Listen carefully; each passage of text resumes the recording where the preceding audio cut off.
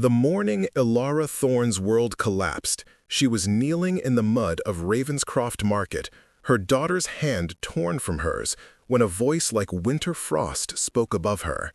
"That child has my mother's eyes." She looked up, past polished boots, past a greatcoat that cost more than her yearly wage, past a jaw carved from nobility itself, into the face of Alexander Ashford, Duke of Greymont, the man who had loved her for one summer 6 years ago, the man who had married another, the man who had never known she carried his child into exile. And now his gaze was fixed on 5-year-old Rosalie, who stood frozen in the crowd, her storm-gray eyes, his eyes, wide with confusion as the Duke's hand reached toward her like a man touching a ghost. Wait! Before the next confession unfolds, if this story has already stirred your heart, tell us where you're watching from. To make sure you don't miss the next betrayal, kiss, or redemption, subscribe and join our circle. The next heartbeat might change everything. Now, back to the scene. "Don't touch her!" Elara's voice cracked like a whip through the murmuring crowd. She surged forward, mud streaking her skirts, and pulled Rosalie against her chest. The little girl buried her face in her mother's shoulder, small fingers clutching the worn fabric of Elara's shawl. Alexander's hand hung suspended in the air for one terrible moment before falling to his side. His expression, confusion melting into dawning comprehension, would haunt Elara for the rest of her life. Elara? Her name on his lips was a question, an accusation, a prayer. Elara Thorne. 6 years. 6 years since she'd fled Greymont Manor in the dead of night, the Duke's child quickening in her womb, her heart shattered into fragments she'd never quite managed to piece together. 6 years of scraping by as a seamstress in this border town where no one asked questions about unmarried mothers. 6 years of telling herself she'd done the right thing, that the Duke of Greymont needed a proper wife, an heir born in wedlock, not a bastard child from a summer liaison with the governess. "Come, Rosalie." Elara turned, trying to lose herself in the crowd, but Alexander's voice followed. Wait, not a command, a plea. "Please." The crowd had grown silent, sensing drama, and Elara cursed the gossips who would feast on this for weeks. She kept walking, but Alexander matched her pace, his long strides eating the distance she tried to create. "I don't know what you think you saw," Elara began. "I saw my daughter." The words dropped like stones into still water.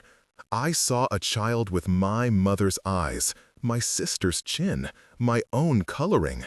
Don't insult my intelligence, Elara, or have you forgotten I'm not a fool?"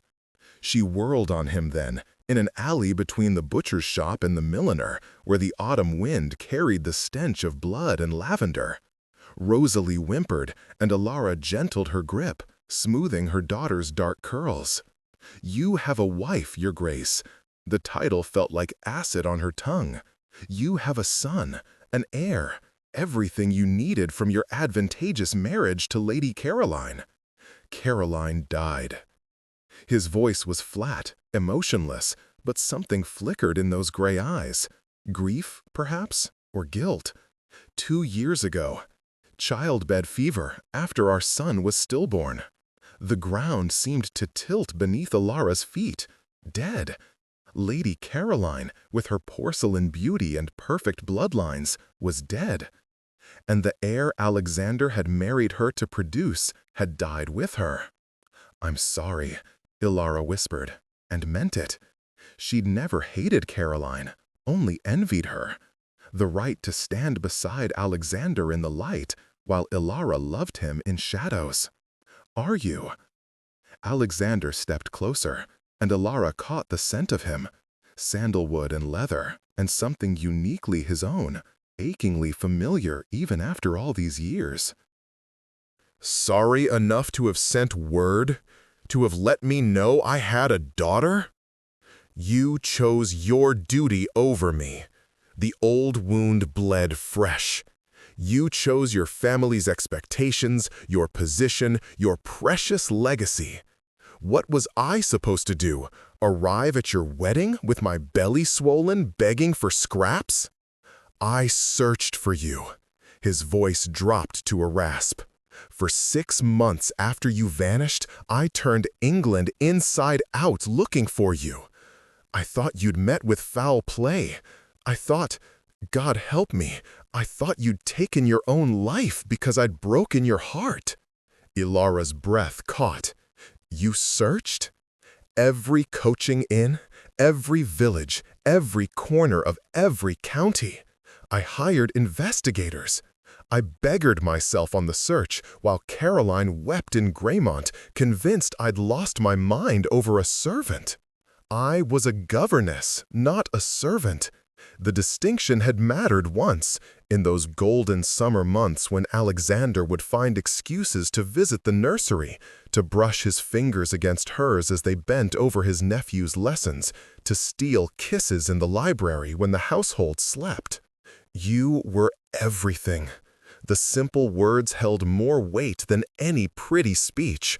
You were my friend, my conscience, my joy. And then you were gone. Rosalie stirred against Ilara's chest, lifting her head to study the tall man who loomed over them. "Mama, who is this?" The question hung in the air like the blade of an axe. Ilara looked into her daughter's eyes, Alexander's eyes, and felt the weight of 6 years of secrets pressing down on her shoulders. "This is," she faltered. "I'm Alexander." He crouched down, bringing himself to Rosalie's level with a grace that belied his size. "I'm an old friend of your mother's. What's your name, little one?" "Rosalie Ann Thorne." The girl's voice was clear, confident in the way only beloved children could be. "I'm 5 3/4. Mama says I'm going to be tall like my papa, but I've never met him because he's in heaven." Alexander's gaze snapped to Ilara's face. Heaven? What was I supposed to tell her? Ilara's whisper was fierce. That her father was alive and well but had chosen another woman? That she was a secret he didn't know existed? You could have told her the truth. Alexander rose, and when he spoke again, his voice carried the authority of a man accustomed to being obeyed. You could have told us both. Don't. Ilara shook her head. Don't make this about what I should have done. You made your choice 6 years ago when you announced your engagement to Caroline. I made mine when I left. Then unmake it. The words were soft but implacable. Come back to Greymont, both of you. Ilara laughed, a brittle sound that scattered like broken glass. As what? Your mistress? A poor relation to be hidden in the East Wing? As my wife. Alexander's hand shot out, catching her wrist with surprising gentleness. Marry me, Ilara. Let me give our daughter my name, my protection. Let me be the father she deserves. The world seemed to stop spinning. Somewhere a cart rumbled past. Somewhere a woman called for her son. Somewhere life continued in its mundane course, while Ilara stood frozen, staring at the man who just proposed marriage as casually as he might order tea. "You're mad," she breathed. "Probably." A smile ghosted across his lips, the first genuine expression she'd seen since he'd recognized Rosalie. "But I've lived 2 years in hell, Ilara. 2 years of a cold bed and a colder house, mourning a wife I respected but never loved, grieving a son I'd barely hoped for. And now, by some miracle, I discover I have a daughter. But the woman I loved, the only woman I've ever loved, is alive. That I have a chance to reclaim what I lost.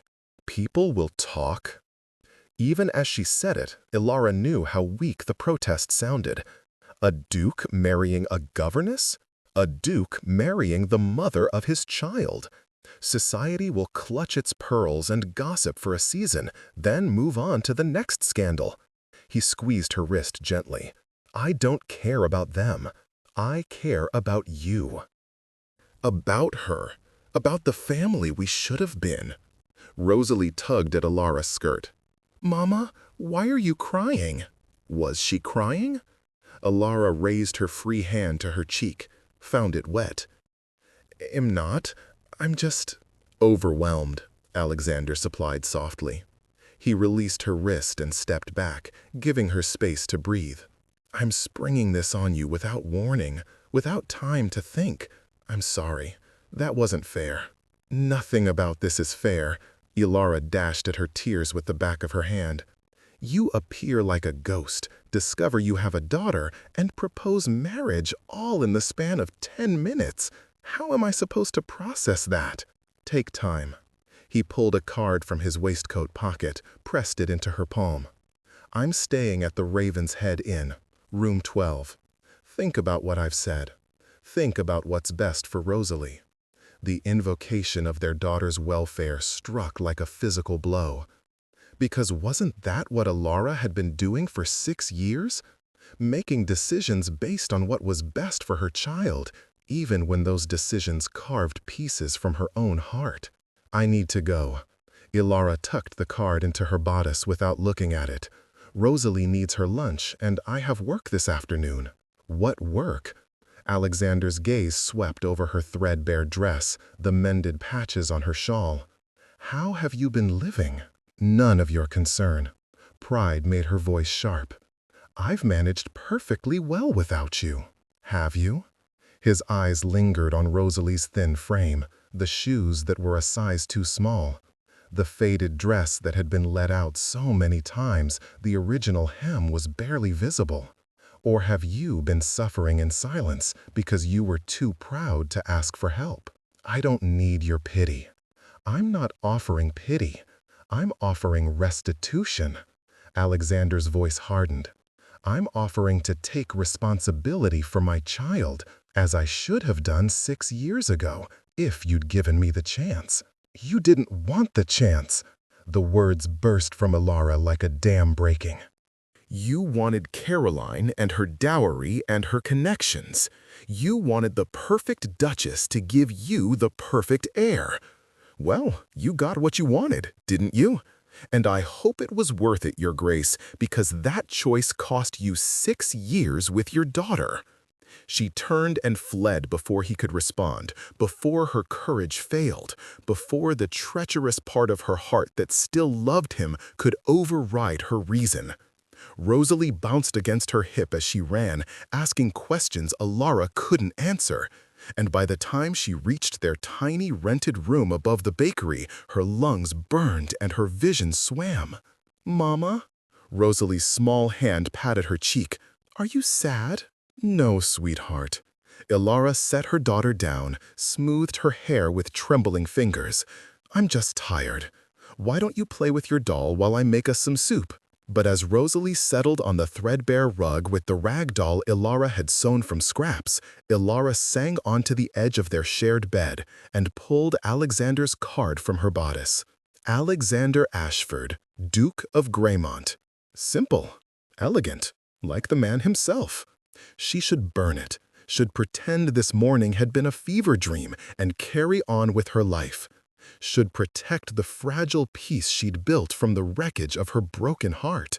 But when she closed her eyes, she saw Rosalie's face, intelligent, curious, full of potential that would never be realized in their current circumstances. Saw the future stretching ahead, years of poverty, of scraping by, of watching her daughter's opportunities narrow because Ilara's pride had been more important than Rosalie's welfare. What's best for Rosalie?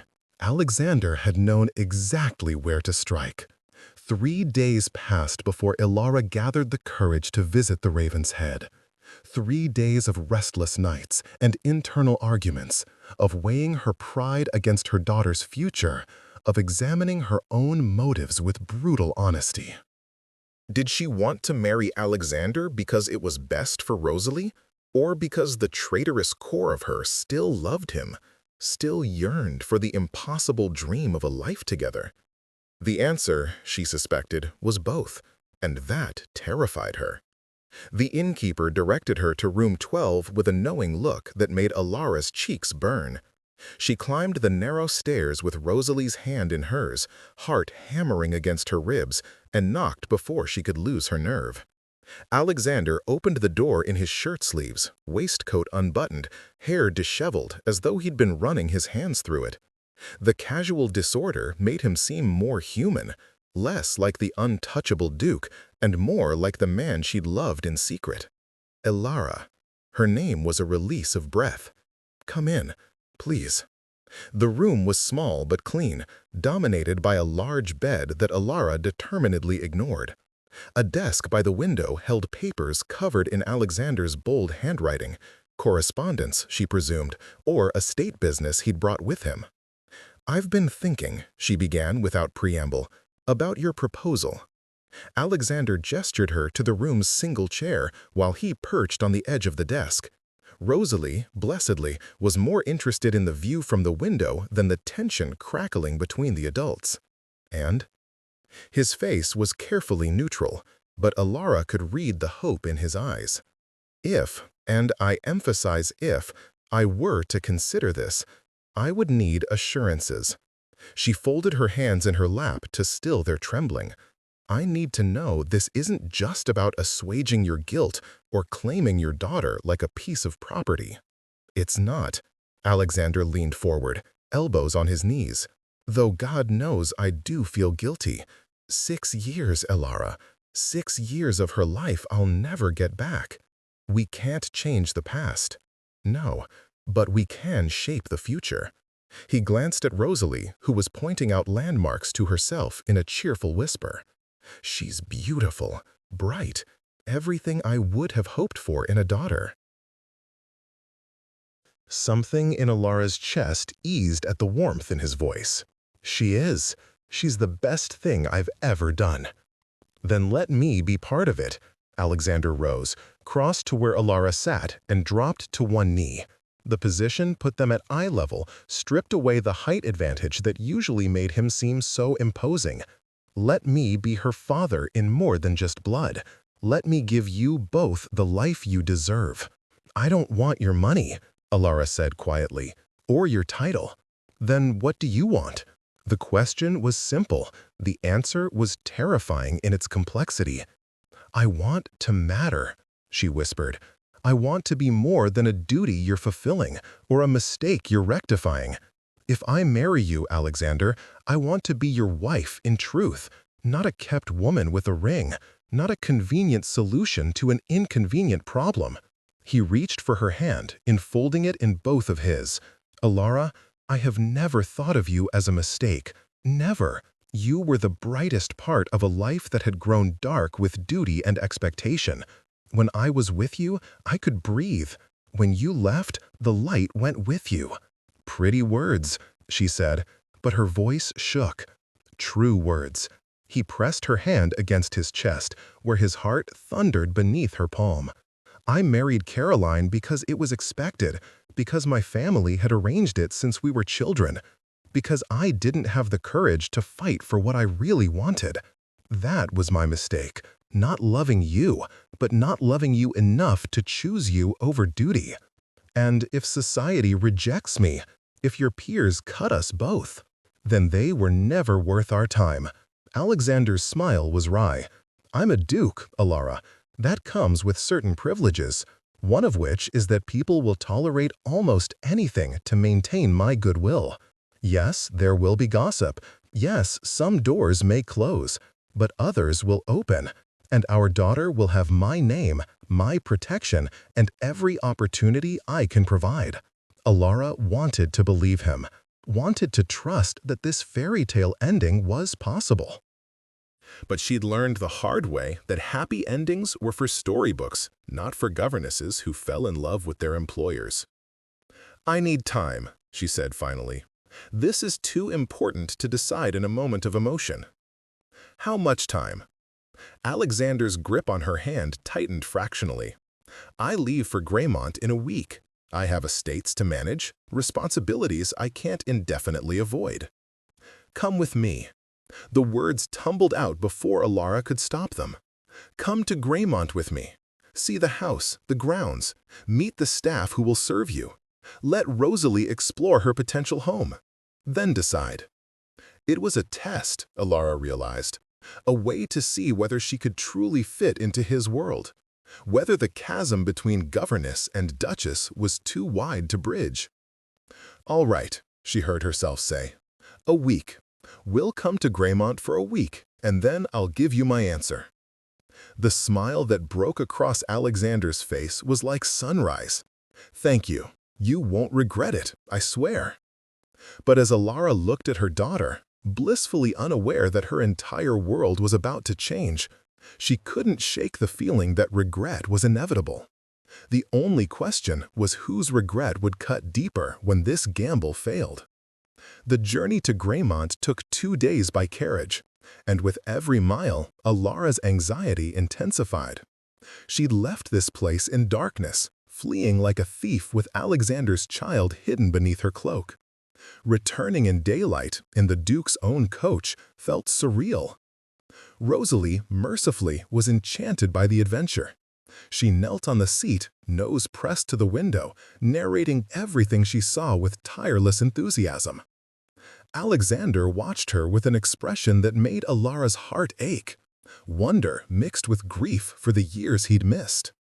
"She has your temperament," Alexander observed as they passed through a small village. "That curiosity, that fearlessness. When I was that age, I was already too conscious of my position to be so free. She's had a different upbringing." Elara smoothed her daughter's wind-blown hair. "No one expects anything of her except to be herself. That will change." There was regret in his voice. "As my daughter, as a future lady, she'll face expectations, scrutiny." "I know." Elara had thought about little else since agreeing to this journey. "That's part of what worries me. I've raised her to value kindness over consequence, creativity over conformity. Will Greymont crush that out of her? Not if I have anything to say about it." Alexander's jaw set in a stubborn line. "She'll have tutors, yes, and lessons in deportment, but she'll also have freedom to be a child, to run through the gardens, to climb trees, to laugh without worrying whether it's too loud or too common." You climbed trees. The image of the dignified Duke of Greymont as a boy scrambling through branches made Elara smile despite herself. "Constantly. Drove my mother to distraction." His own smile was tinged with nostalgia. "There's an oak near the East Pond that was my fortress, my ship, my castle. I claimed I'd never leave it. Of course, my father reminded me that dukes have responsibilities that don't include living in trees, and that was the end of that particular dream." The bitterness underlying his light tone suggested that Dream's death had been more painful than he admitted. "You can show it to Rosalie," Elara said quietly. "Your oak tree. Start a new tradition."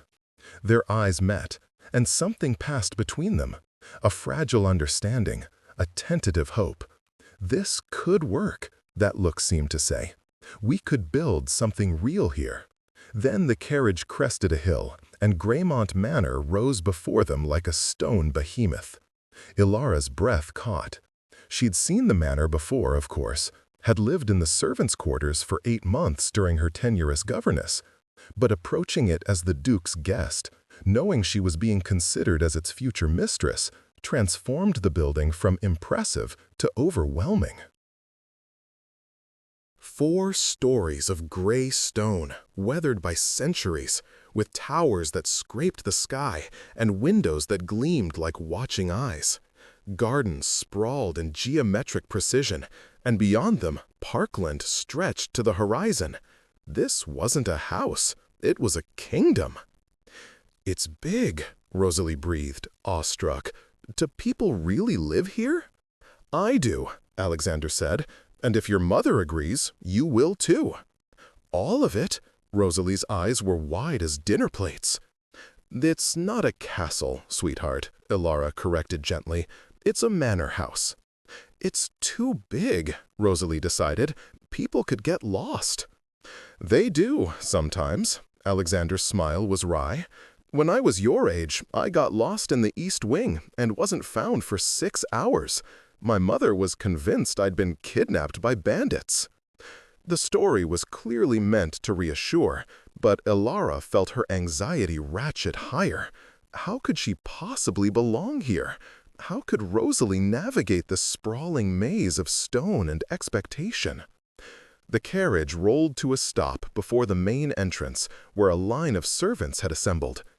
Ilara recognized some faces: Mrs. Winters, the housekeeper, who'd been kind to a frightened governess; Thomas, the head footman, who'd always had a ready smile; and Mr. Pemberton, the butler, whose dignity was legendary.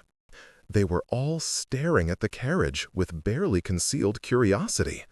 "They know," Ilara whispered, "about Rosalie, about us." "I sent word ahead," Alexander admitted. "Thought it better they hear the truth from me than through the servant's grapevine. Mrs. Winters, in particular, deserves honesty. She helped search for you after you left." The information landed like a stone in Ilara's chest. Mrs. Winters had been one of the few servants who treated Ilara as a person rather than a position. Knowing the housekeeper had worried, had searched, added another layer of guilt to Ilara's already overburdened conscience. The carriage door opened. Alexander descended first, then turned to hand Ilara down with the courtesy due a duchess. Rosalie bounded after them, undaunted by the sea of watching faces. "Your Grace," Mr. Pemberton bowed with precision, "welcome home, and welcome to Miss Thorne and her daughter." The slight emphasis on her daughter made Ilara's cheeks burn, but Alexander's hand at the small of her back steadied her. "Thank you, Pemberton. Miss Thorne and Miss Rosalie will be staying in the family wing. Please ensure their rooms are prepared with every comfort." The family wing? Not the governess quarters or even the guest wing, but the family wing, where Alexander himself resided. The statement was clear. Ilara and Rosalie were not visitors. They were potential family. Mrs. Winters bustled forward, her round face creased with a smile. "Miss Thorne, we've missed you something fierce. And who's this little darling?" "This is my daughter, Rosalie."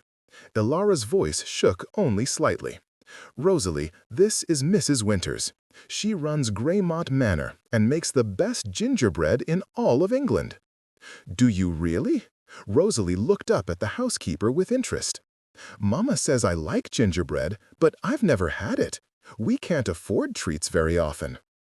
The innocent observation fell like a guillotine blade. Every servant's expression shifted, pity mixing with something darker. Anger, perhaps, at the Duke who'd let his child grow up in poverty. "Well, we shall have to remedy that immediately," Mrs. Winters said firmly. "Come along, miss. Let's get you and your mother settled, and then we'll see about tea and gingerbread."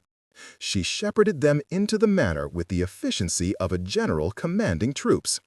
The entrance hall was exactly as Ilara remembered: soaring ceilings, marble floors, and a grand staircase that curved like a question mark toward the upper floors. Rosalie's gasp echoed in the vast space. "It's like a palace!" "It's home," Alexander said quietly, and Ilara heard the loneliness beneath the words.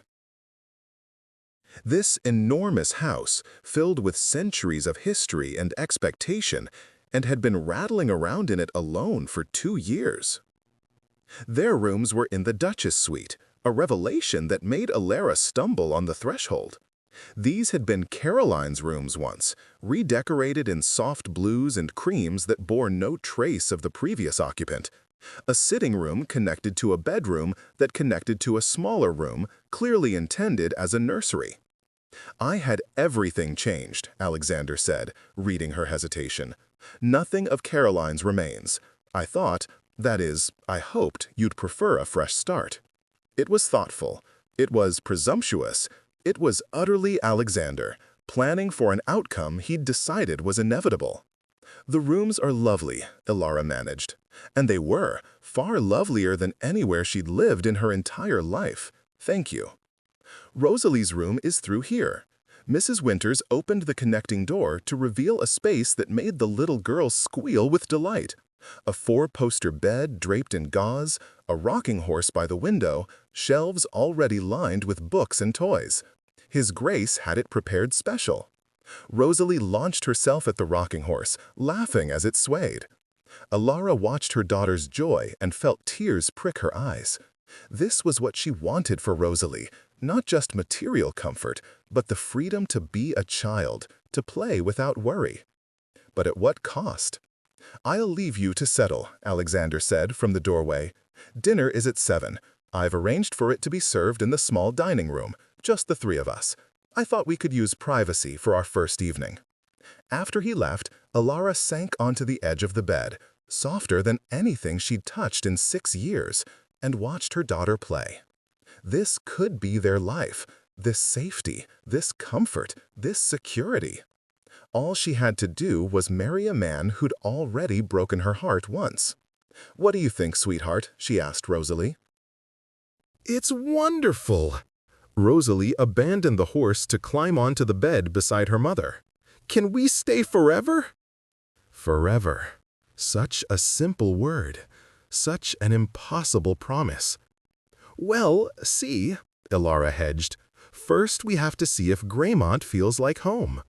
But as the afternoon light slanted through the windows, gilding everything it touched, Alara had to admit, Greymont didn't feel like home. It felt like a dream. And dreams, she'd learned, had a way of turning into nightmares when you least expected it.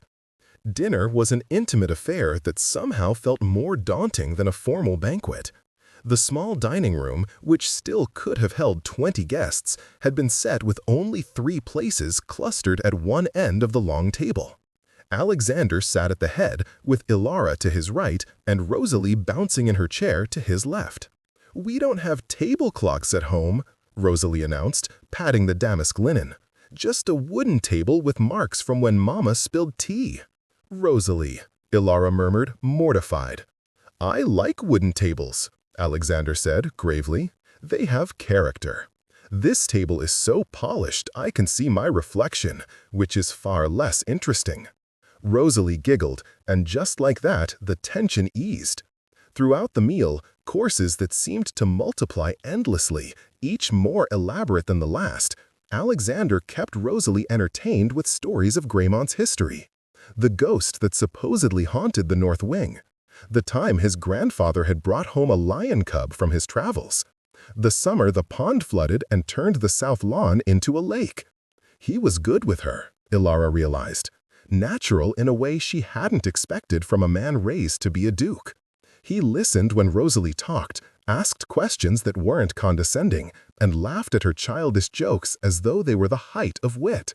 This was what Rosalie deserved. A father who cherished her, who made her feel seen and valued. Could Alara really deny her that for the sake of her own pride? After dinner, when Rosalie had been carried off to bed by a patient maid, too exhausted by the day's excitements to even finish her dessert, Alexander invited Alara to walk with him in the gardens. The evening was soft, autumn cool, with stars beginning to prick through the deepening blue of the sky. They walked in silence through geometric beds of roses and lavender, past fountains that murmured in the darkness, until they reached a secluded corner where a bench sat beneath an arbor. "This was where I asked you to meet me," Alexander said quietly, "the night before I married Caroline. Do you remember?" Ilara's throat tightened. "I remember." She'd waited for hours that night, wrapped in a cloak against the October chill, hoping against hope that he would come, that he would say he'd called off the wedding, that he would choose her. But he hadn't come. And at dawn, she'd watched from the servants' quarters as he'd married Caroline in the estate chapel, watched his face remain carefully expressionless as he spoke his vows, watched her heart break in real time. She'd left that very night, unable to bear even one more day in Greymont, unable to watch him be a husband to someone else. "I didn't come," Alexander continued, "because I was a coward. Because I knew if I saw you, I would break. I would call off the wedding, damn the consequences, and run away with you like some character in a penny novel. And I was too afraid of my duty, too afraid of disappointing my family, too afraid of what people would say. Why are you telling me this? Elara's voice was barely above a whisper. Because I need you to understand that my failure to choose you then doesn't mean I didn't love you. It means I wasn't brave enough to love you the way you deserved. He turned to face her, and in the moonlight, his expression was raw. I'm trying to be brave now, to choose you, choose Rosalie, choose the life I should have fought for 6 years ago. But I can't do it alone. I need you to be brave too. I've been brave for 6 years. Elara's laugh was bitter. I've been brave every day, raising our daughter alone, scraping by on wages that barely covered rent, never knowing if I'd have enough for food or firewood or medicine. Don't talk to me about bravery, Alexander. You're right. He reached for her hand, and this time she let him take it. And this time she let him take it. You've been braver than I ever was, stronger. I'm not asking you to be brave for me. I'm asking you to be brave enough to accept help, to let someone share your burdens, to trust that this time I won't fail you. Trust. The word hung between them like a challenge. Could she trust him? Could she risk her heart again? Risk Rosalie's heart on a man who'd already proven he could choose duty over love? I don't know if I can, she admitted. Every time I start to believe this could work, I remember that night. Remember waiting for you in this garden, slowly realizing you weren't coming. And I think, what if you fail us again? What if something happens that forces you to choose between us and your responsibilities, and you choose wrong? Then you'll have every right to leave. Alexander's grip on her hand tightened. I'll make provisions for you both, ensure you're financially secure, and I won't try to stop you. But Elara, I swear on my life, on my title, on everything I hold dear, I won't fail you again. Not you, not Rosalie. She wanted to believe him, wanted it so desperately that the yearning was almost painful. Show me, she said finally. Show me that you've changed, that you're the man you claim to be. I'll stay the week as agreed. I'll watch how you are with Rosalie, how you navigate your world, how you handle the gossip that's surely already spreading. And at the end of the week, I'll give you my answer. That's all I ask. Alexander raised her hand to his lips, pressed a kiss to her knuckles that sent heat spiraling through her. A chance to prove myself. A chance to be the man I should have been 6 years ago.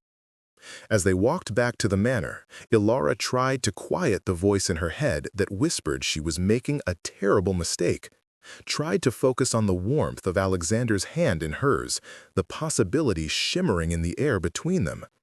But trust, once broken, was not easily rebuilt, and the week ahead would test them both in ways neither could yet imagine.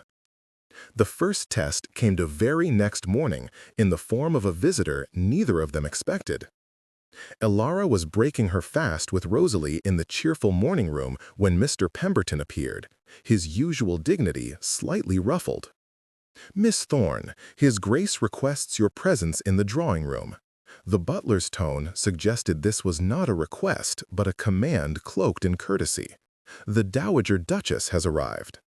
Elara's stomach dropped. The Dowager Duchess, Alexander's mother, a woman renowned throughout society for her rigid adherence to propriety and her complete intolerance for anything resembling scandal. Now? Elara's voice came out higher than intended. Immediately, miss. There was no escaping it. Elara smoothed her dress, one of the 3 she owned, serviceable but shabby compared to the finery that belonged in these halls, and followed Pemberton through corridors that suddenly felt hostile. The drawing room's doors stood open, revealing a tableau that made Elara's mouth go dry. The Dowager Duchess sat ramrod straight on a gilt chair, her silver hair immaculately arranged, her black bombazine gown severe as a judge's robes. Alexander stood by the fireplace, jaw clenched, looking every inch the embattled duke. "Ah," the Dowager said, her voice cutting through the tension like a blade. "The governess. How unexpected to see you gracing these halls again, Miss Thorne." "Your Grace." Ilara dropped into a curtsy, years of training overriding her instinct to flee. "Mother has come to welcome you to Greymont," Alexander said, his tone suggesting this was anything but a welcome. "I have come," the Dowager corrected icily, "to understand what madness has possessed my son, to hear from his own lips whether the rumors currently scorching their way through London are true." "What rumors?" Ilara forced herself to meet the older woman's gaze. "That the Duke of Greymont has acknowledged a bastard child, that he's installed his former mistress in the Duchess's chambers, that he intends to marry a woman so far beneath him as to be laughable." The Dowager's lip curled. "Tell me, Alexander, which of these scandalous lies should I deny?" "None of them." Alexander moved to stand beside Ilara, a show of solidarity that would have warmed her if she weren't so terrified. "Rosalie is my daughter. Ilara was never my mistress. We loved each other honorably." "Honorably." The word dripped with scorn. "There is nothing honorable about rutting with the governess and producing a bye-blow." "Enough!" Alexander's voice cracked like a whip. "You will not speak of Ilara or my daughter in those terms. Not in my house. Not ever." The Dowager rose, drawing herself up to her full height. She was tall for a woman, nearly matching Alexander's stature, and the force of her displeasure filled the room like a physical presence. "Your house? Everything you have, this title, this estate, this position, comes from our family, from centuries of Ashfords who understood their duty, who married appropriately and produced legitimate heirs. And you would throw it all away for a woman who tricked you into fatherhood?" "I didn't trick anyone," Ilara said quietly. The accusation stung because a part of her had always wondered if Alexander thought exactly that, if he believed she deliberately trapped him. "I never asked for anything. I left because I knew my presence here would be impossible after his marriage." "How noble." The Dowager's gaze raked over Ilara from head to toe, cataloging every patch, every mend, every sign of poverty. "And yet here you are, conveniently reappearing once my son is widowed and vulnerable. Tell me, did you plan that too?" "Mother!" Alexander's face had gone white with fury. "Apologize, now!" "I will not apologize for speaking truth." The Dowager turned her attention back to her son. "Caroline may not have been the love match you yearned for, but she understood what it meant to be a duchess. She knew her duty, maintained the family's reputation, and bore her disappointments with grace. And you repay her memory by installing this woman I love." Alexander's voice had gone deadly soft. "This woman who bore my child in secret rather than cause me scandal.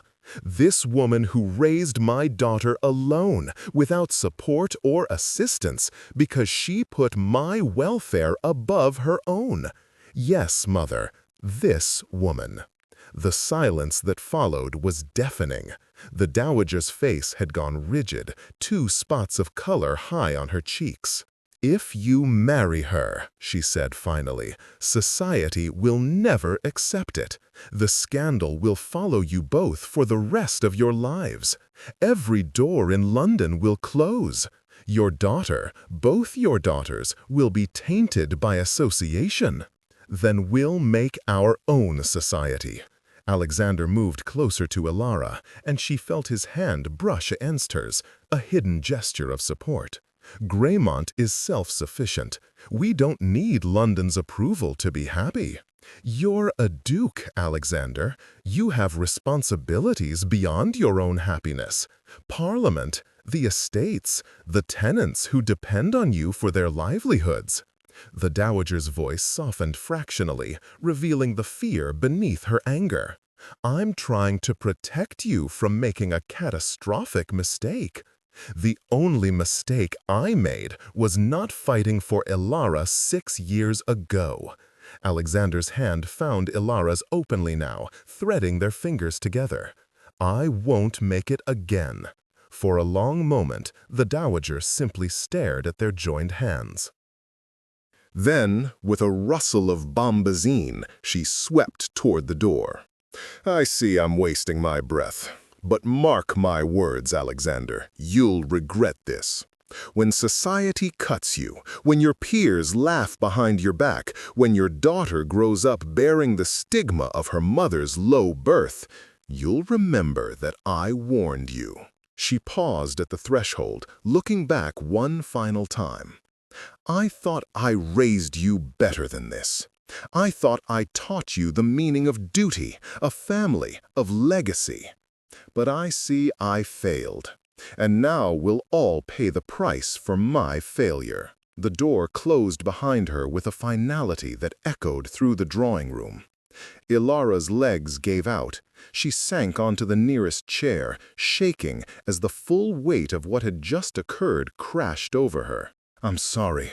Alexander knelt beside her, his hands capturing hers. I should have warned you she might come, should have prepared you. She's right. Ilara's voice sounded distant to her own ears. About the scandal, about society, about the consequences. She's wrong about what matters. Alexander's grip tightened. Ilara, look at me. She raised her eyes to his, saw the determination there, the fierce protectiveness that reminded her of why she'd fallen in love with him in the first place. My mother sees the world in absolutes, duty, propriety, appearance. She can't conceive of a happiness that exists outside society's approval. But I've lived in that world, Ilara. I've played by those rules. And I was miserable. He reached up, cupping her face in his hands. I won't be miserable anymore. I won't sacrifice you and Rosalie on the altar of other people's expectations. But your mother will come around or she won't. I love her, but I won't let her dictate my life anymore. He pressed his forehead to hers, and Ilara felt the tension vibrating through him. The question is, will you let her scare you away? Will you let her win? It was manipulation, framing the choice that way. But it was also truth. Leaving now would be letting fear triumph, letting the dowager's threats determine their future.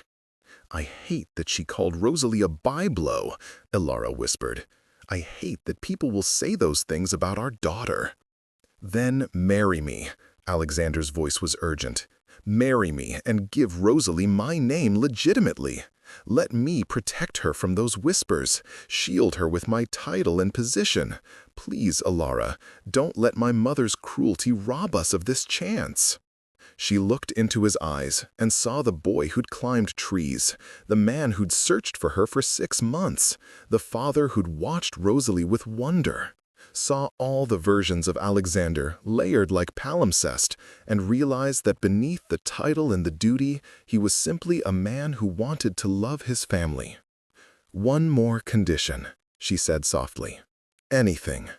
If we do this, if I marry you, you have to promise that Rosalie comes first, before duty, before society, before your title.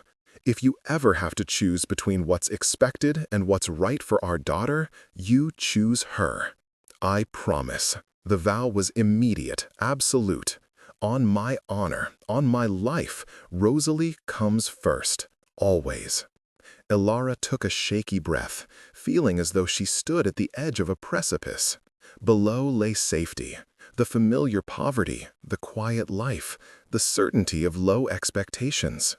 Ahead lay the unknown, scandal and gossip, but also security, love, and the chance for Rosalie to have the life she deserved.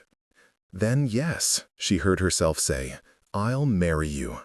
The joy that blazed across Alexander's face was worth every fear, every doubt. He pulled her into his arms, holding her as though she might vanish if he let go, and Alara allowed herself to believe, just for this moment, that happy endings were possible even for fallen governesses and reformed dukes. Behind them, unnoticed, the drawing room door cracked open. Mr. Pemberton stood in the gap, a smile softening his usually stern features, before quietly closing the door again to give them privacy. News, he knew, would spread through the servant network faster than wildfire. By nightfall, every soul at Greymont would know the Duke was to marry Miss Thorne, and heaven help anyone who dared speak against it. The week that followed was a whirlwind of preparations that left Ilara's head spinning. Mrs. Winters took command like a general organizing a campaign, marshaling seamstresses and milliners and modistas with ruthless efficiency. "If you're to be a duchess," the housekeeper declared, "you'll need a duchess's wardrobe. His Grace has given me carte blanche, and I intend to use every penny." Ilara stood for endless fittings, watching in the mirror as her drab gowns were replaced by silks and satins in jewel tones that made her skin glow. Morning dresses, afternoon dresses, evening gowns, riding habits, the sheer volume of clothing was overwhelming. "I don't need all this," she protested, as yet another gown was pinned into place. "Yes, you do," Mrs. Winters was firm. "Appearances matter in His Grace's world. If you're going to face down society, you need armor. This," she gestured at the midnight blue silk that transformed Ilara from governess to noblewoman, "is your armor." Rosalie received similar treatment, though she found the process far more entertaining. She spun in front of mirrors, delighted by the way her new dresses flared, and chattered constantly to the bemused seamstresses about all the things she would do once she was properly dressed. "Mama says I can learn to ride," she announced to the milliner. "His Grace, Papa, is going to teach me himself." The slip was unconscious, natural, but it made Ilara's heart clench. Rosalie had taken to calling Alexander Papa within days, as though she'd simply been waiting her whole life for permission to claim a father. And Alexander had blossomed under his daughter's affection. He rearranged his schedule to spend mornings with Rosalie, teaching her to ride on a gentle mare, showing her the estate, telling her stories. In the afternoons, he attended to estate business, but his evenings belonged to his new family. They dined together every night, sometimes formally, sometimes as a picnic in the gardens when Rosalie begged. They read stories before bed, Alexander doing dramatic voices that made Rosalie shriek with laughter.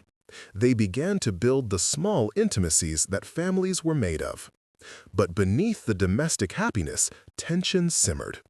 News of the Duke's impending marriage spread through society like plague, and the reactions ranged from shock to outrage. Letters arrived daily, some offering tentative congratulations, more offering none too subtle warnings.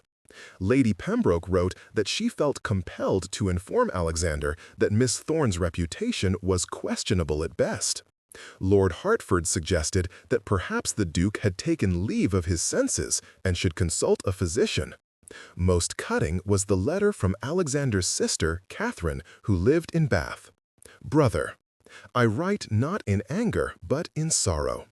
Mother has told me of your plans, and I must add my voice to hers in pleading with you to reconsider. I bear Miss Thorne no personal ill will, but you cannot truly believe society will accept this match. Think of your position. Think of your legacy. Think of how father would have reacted to this news. If you proceed, you condemn not only yourself, but your daughters to a life of whispers and closed doors. Is your infatuation truly worth that price?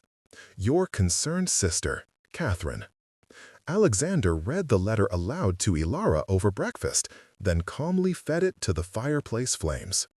"Catherine means well," he said, watching the paper curl and blacken. "But she's wrong. My daughters will be fine because they'll have me to protect them and you to guide them. Society's approval is negotiable. Your presence in my life is not." Words were easy, though. The real test came when the first callers arrived. Lady Thornbury was a pillar of local society, wealthy, well-connected, and possessed of a tongue that could flay at 20 paces.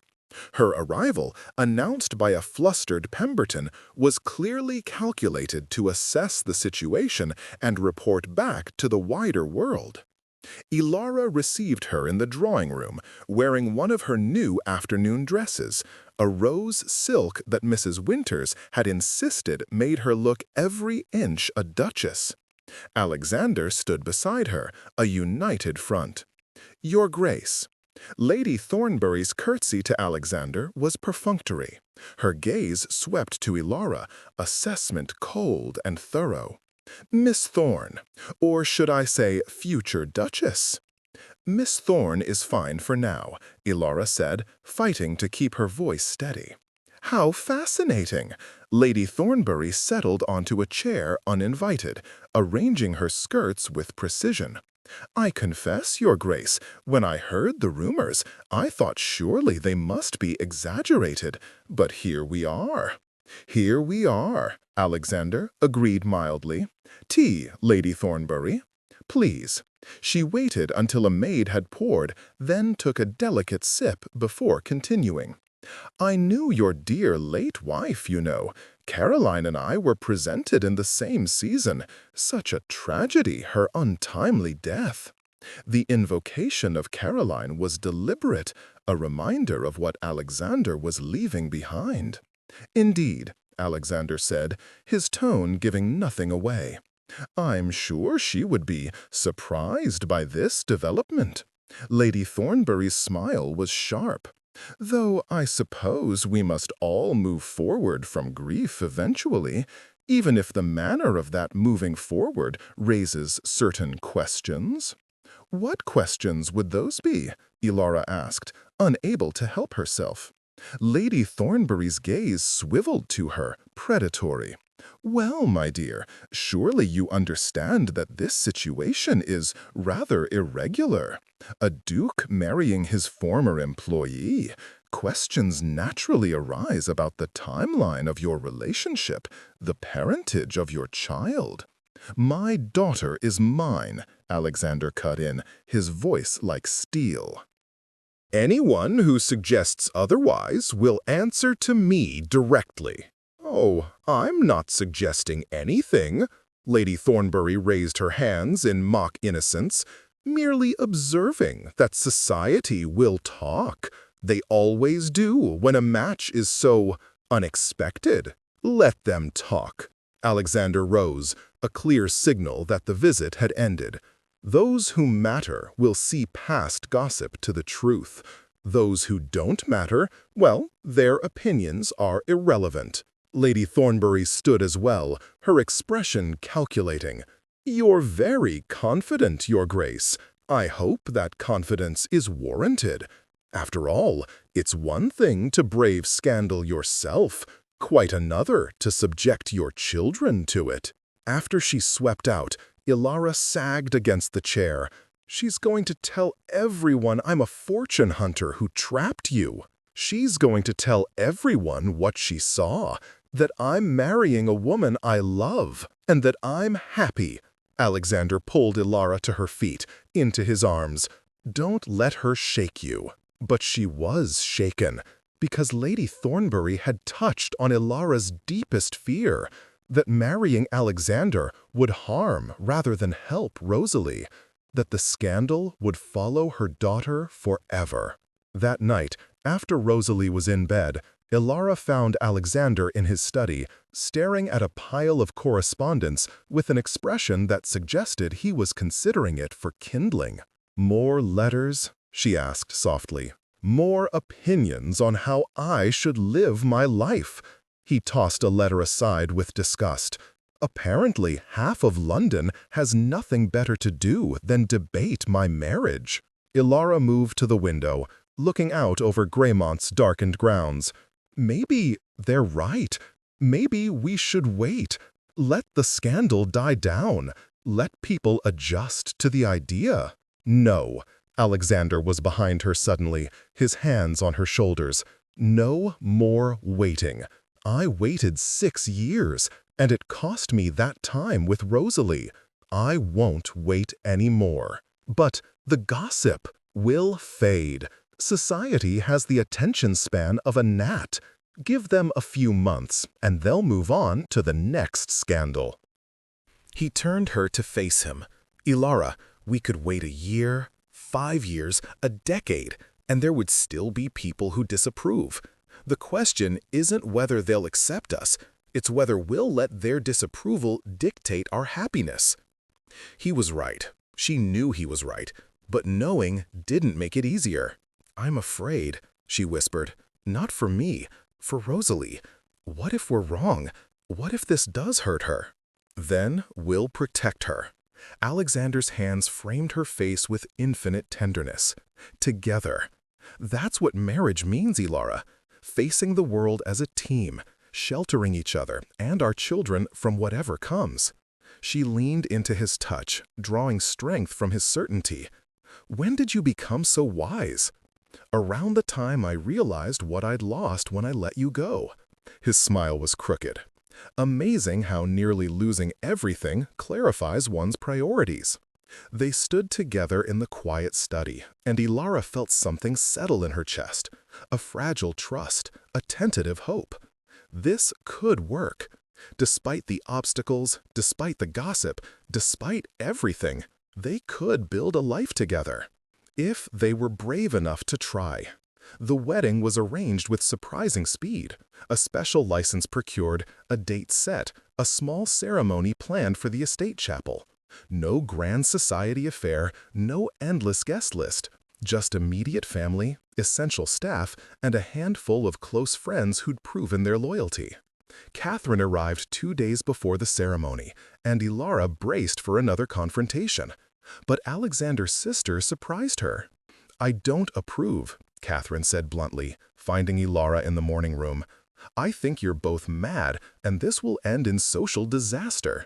But Alexander is happier than I've seen him in years, and that little girl of yours has wrapped him around her finger completely. So while I think you're mad, I also think you might be exactly what my brother needs. It wasn't a ringing endorsement, but it also wasn't condemnation. Ilara would take it. Thank you, she said quietly, for coming, for giving us a chance. Don't make me regret it. Catherine's smile softened the words.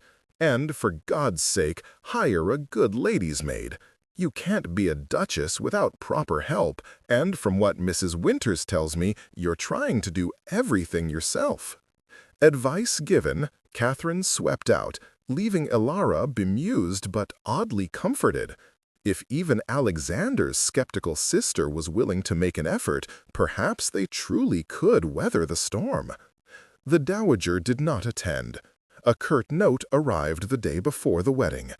I cannot in good conscience witness this travesty. When you come to your senses and realize the magnitude of your error, I will be waiting. Until then, do not expect my presence at Greymont. Alexander read the note without expression, then locked it in his desk drawer. She'll come around, he said, but Ilara heard the hurt beneath his certainty.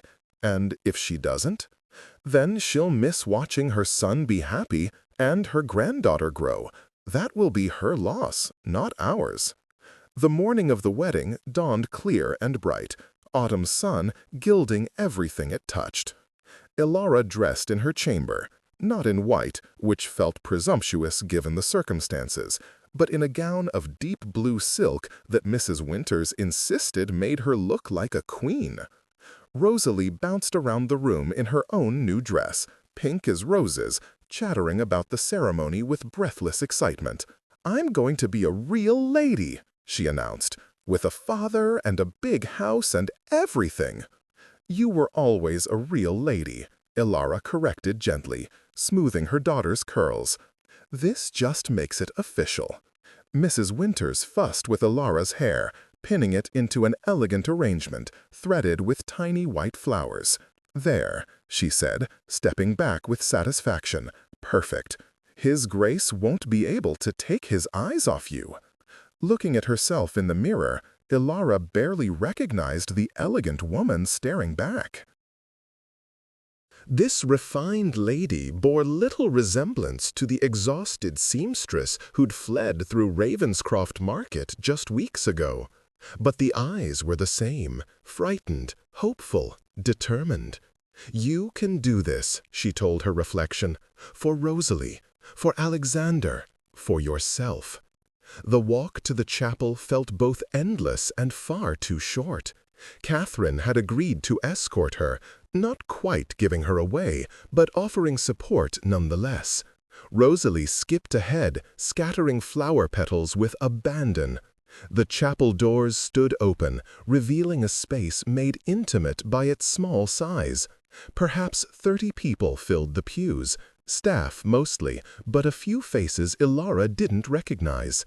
Alexander's friends, she assumed, the ones willing to brave society's censure. And at the altar, Alexander waited.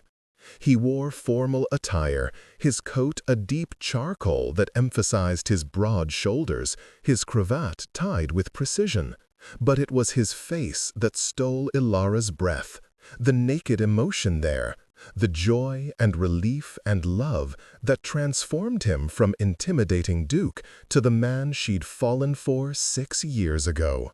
Their eyes met across the chapel, and the world narrowed to just the two of them. Ilara walked forward, one step at a time, until she stood beside him. His hand found hers, warm and solid, and she clung to it like a lifeline. The vicar began the ceremony, his words washing over her in a familiar liturgy.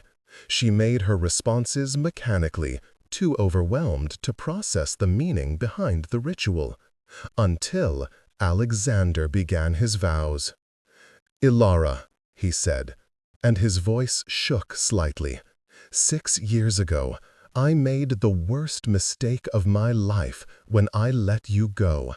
I told myself it was duty, honor, responsibility, but the truth was simpler and more shameful. I was afraid. Afraid of disappointing my family, afraid of society's judgment, afraid of being brave enough to choose love over expectation." He squeezed her hand, his gray eyes never leaving hers.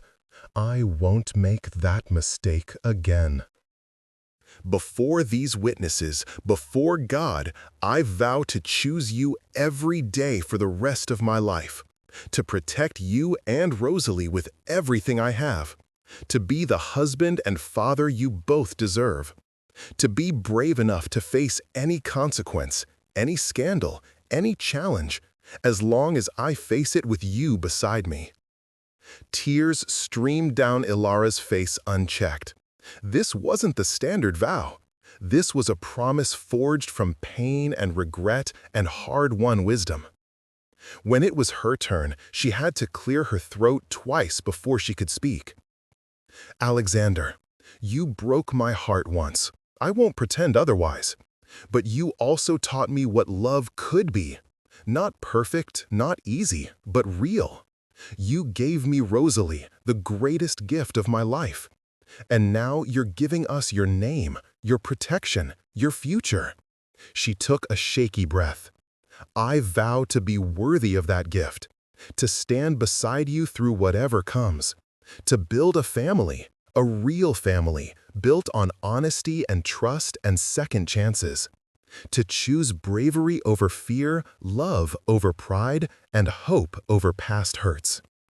The vicar pronounced them married, and Alexander pulled her into his arms, kissing her with a tenderness that made Ilara's knees weak. Behind them, Rosalie cheered, and scattered applause rippled through the chapel. They were married, Against all odds, against all expectations, they were married. The wedding breakfast was a cheerful affair, with toasts and laughter and more food than their small party could possibly consume. Rosalie held court, telling anyone who would listen about her new papa and her new home and all the exciting things she was going to do now that she was a duke's daughter. But beneath the celebration, Ilara felt a tremor of uncertainty. This was the easy part. The ceremony, the breakfast, the private celebration among supporters. The hard part would come when they faced London, when society rendered its verdict, when the full weight of what they'd done crashed down. Having regrets already? His tone was light, but worry shadowed his eyes. No. Ilara surprised herself with the certainty in her voice. No regrets, just nervousness about what comes next. What comes next is our life.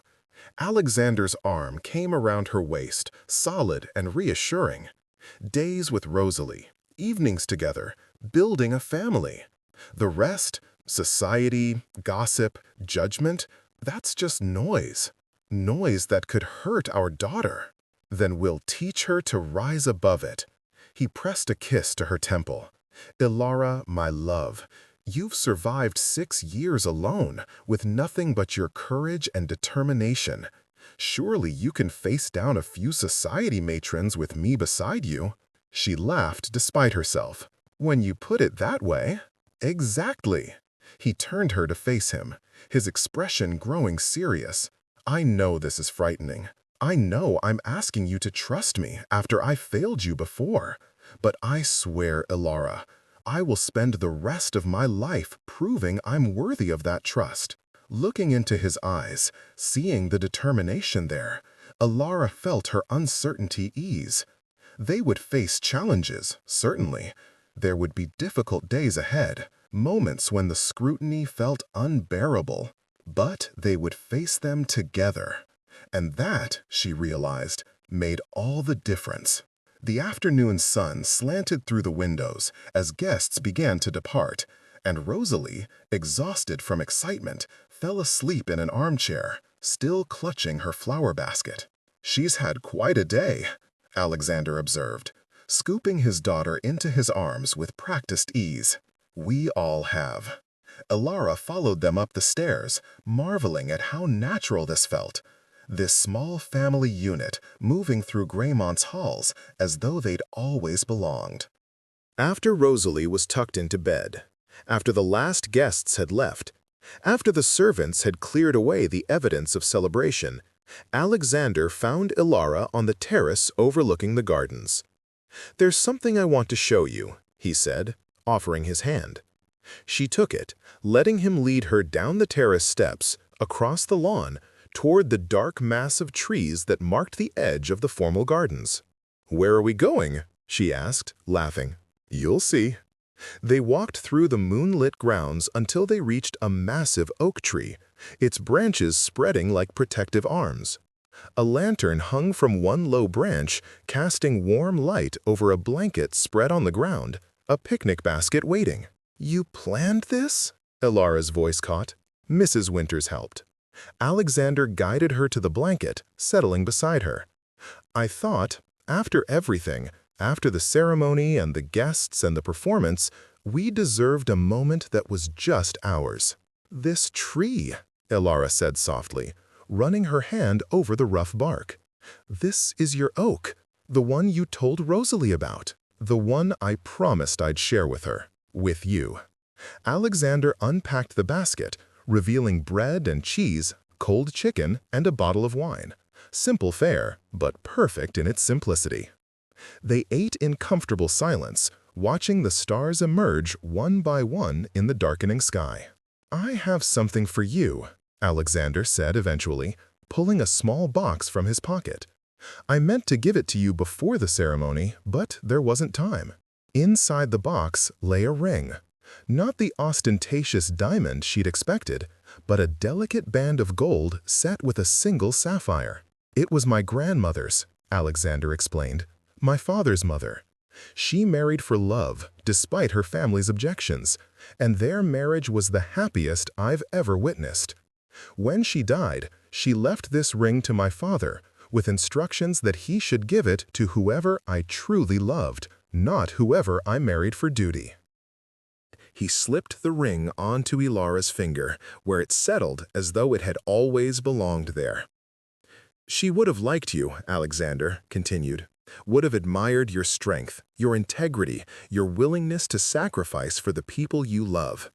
I think she'd be pleased that her ring found its way to you. Ilara stared at the sapphire, gleaming in the lantern light, and felt tears prick her eyes again. I wish I could have met her. She's here, Alexander tapped his chest, over his heart. In the lessons she taught me, the example she set. And now her ring connects us to that legacy, to the proof that marrying for love, even when it's difficult, is always the right choice. They sat together beneath the oak tree as the night deepened around them, two people who'd found their way back to each other despite all obstacles. The road ahead wouldn't be easy. Ilara harbored no illusions about that. Society would test them, whisper about them, judge them harshly. But sitting here, Alexander's arm around her shoulders, his grandmother's ring on her finger, Ilara felt something she hadn't felt in 6 years. Hope. Not the desperate, fragile hope of survival, but the fierce, bright hope of possibility. The hope that they could build something lasting, something real, something worth fighting for. "What are you thinking?" Alexander asked softly. "That I'm glad I came to Ravenscroft Market that day," Ilara admitted. "Glad you found us. Glad I was brave enough to try again." Best market trip in the history of market trips. Alexander's smile was warm. Changed 3 lives in an instant. 4, Ilara corrected, placing her hand over her stomach where their second child was just beginning to quicken. A secret she'd been saving for the right moment. "Will be 4 by spring." Alexander went very still. "Ilara, are you saying?" "I'm saying," she said, watching joy dawn across his face, "that Rosalie is going to be a sister. That our family is growing. That this," she gestured at the tree, the blanket, the life they were building, "this is just the beginning." He kissed her then, deep and sweet and full of promise, and Ilara kissed him back with all the love she'd held in her heart for 6 long years. Above them, the oak tree's branches whispered in the evening breeze, as though blessing this new beginning. Around them, Greymont's grounds stretched into shadow, full of history and secrets and potential. And between them, pressed close in the lantern's warm glow, hope bloomed like roses after rain. The scandals would come, the challenges would test them, society would whisper and judge and close its doors. But here, in this moment, beneath this tree, they were simply a family. Imperfect, unconventional, and absolutely, undeniably right. And that, Ilara thought as she leaned against her husband's shoulder, was worth any price society might demand.